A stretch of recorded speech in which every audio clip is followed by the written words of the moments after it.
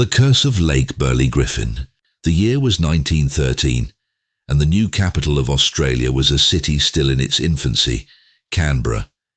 It was meant to be the pride of a young nation, a symbol of hope, unity, and progress. But beneath the surface of this vision, something darker was taking shape, a force that would cling to the land like a shadow.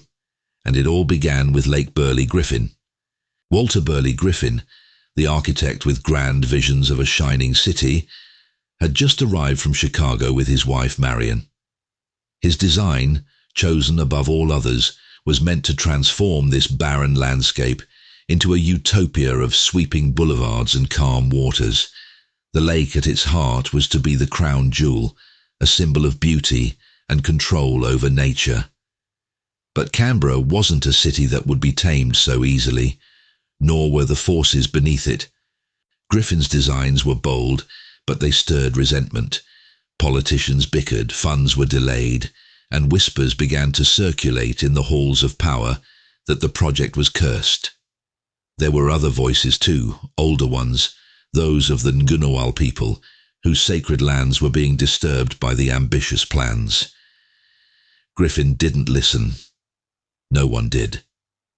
As workers dug deep into the land to carve out the lake, strange things began to happen. Men who once stood tall fell sick, weakened by an unknown ailment. Tools broke inexplicably, and workers reported hearing whispers, voices that seemed to rise from the ground itself.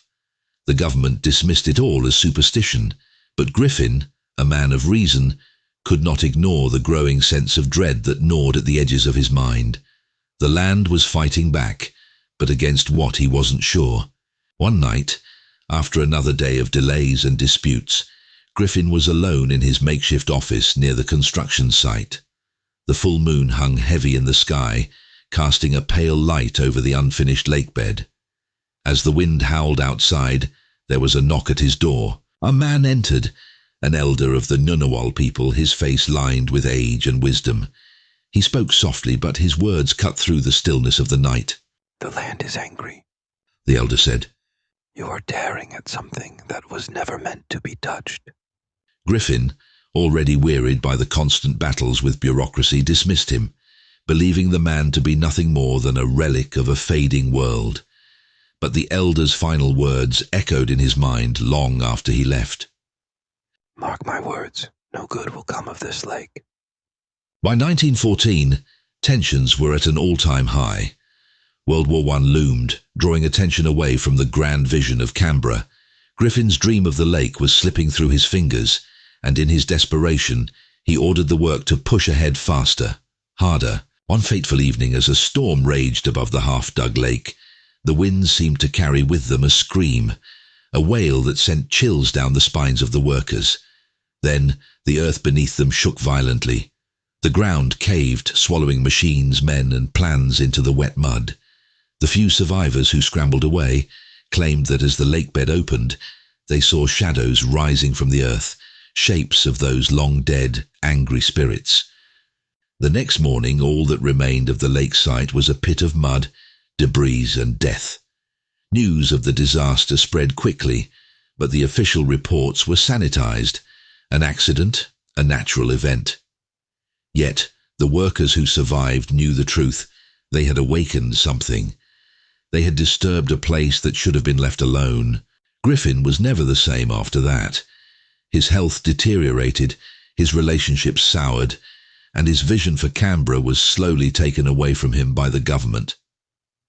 He left Australia in 1920, broken and bitter, never to return. But the lake still wasn't finished.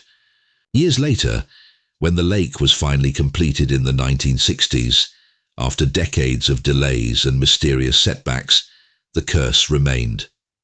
Since then, strange drownings, disappearances, and unusual fogs have plagued Lake Burley Griffin.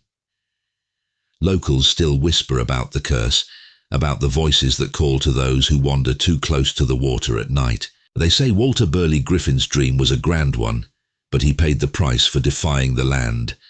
The lake may glisten by day, but at night it belongs to something else, something ancient, something that waits just below the surface. Some claim that on moonlit nights, if you listen closely, you can still hear Griffin's footsteps along the shoreline, and if you stare too long into the still waters, you might just see the shadows of those lost to the curse, waiting to pull you under. And as Canberra thrives, the question remains, how long before the curse of Lake Burley Griffin claims its next victim?